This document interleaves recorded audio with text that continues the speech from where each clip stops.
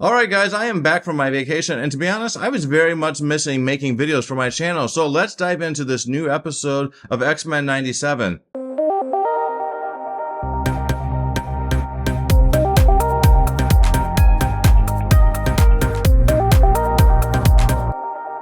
Okay, so Tolerance is Existence. This is a new storyline that is going to be a 3-part storyline, and let's dive into this first episode because this episode has some very interesting moments that I thought were very noteworthy. There's some really cool cameos and just a lot of very interesting stuff. This show has been very heavy. I don't remember the 90s show 100% because it has been so many years and I have not watched it probably since the 90s. This feels like a very adult kind of a cartoon. Okay, so the first thing I want to talk about is Beast versus this super strong woman. You know, she grabbed him by the hand and she showed right away that she is not messing around. I mean, she looks kind of messed up, and Hank looks a little concerned, and she smacks his ass right into a beam. And then she starts floating around looking like some creepy demon. These human sentinel hybrids are frankly terrifying. And we get these shots of all these people starting to turn into these sentinel creature things, and it is just very dark. This scene is really cool. Okay, so X-Men Mansion is yet again on fire. I'm wondering what kind of insurance policy does Charles have on this mansion because it is constantly getting attacked. Maybe the mansion's paid off. Maybe he doesn't have to have insurance. That's probably a possibility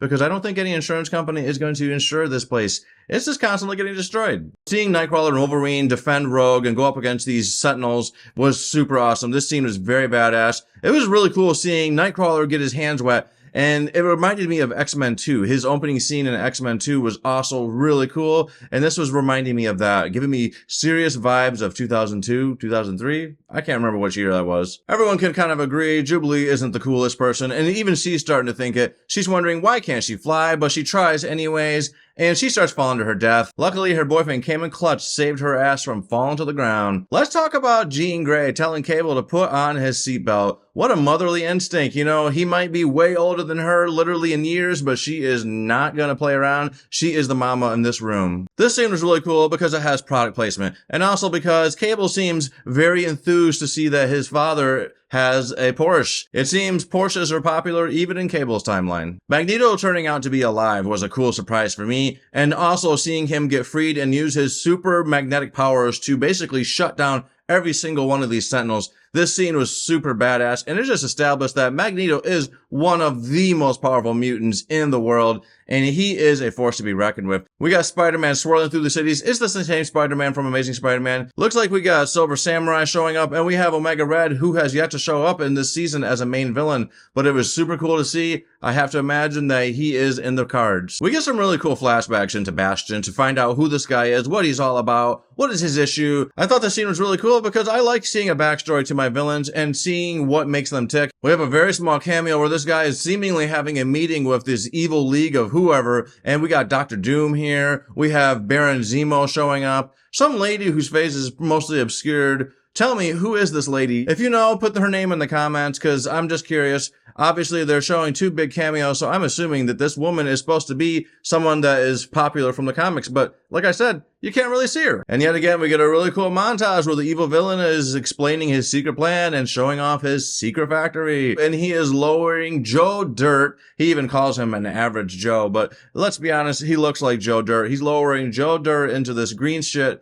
and this is going to turn him into a bioweapon that is a sentinel creature kind of thing. Definitely these threats are on another level. They are making regular sentinels look very, very generic. Okay, so I thought this was a really epic episode. Things are really building up. Overall, this season has been super interesting to me. It's been very well made. Every time I sit down to watch this show, I'm not really sure what to expect. I just know that it's deep. You know, it doesn't feel like just watching your normal Saturday morning cartoons. Every time I'm watching this, I'm like, wow, I am moved. These storylines are very mature, but it fits well with this universe because I think that we can have our Saturday morning cartoons and we can have them have some good substance. And this show is certainly delivering that. I can't wait to see the next 2 parts of this. I guess this will probably be the finale and the end of this first season.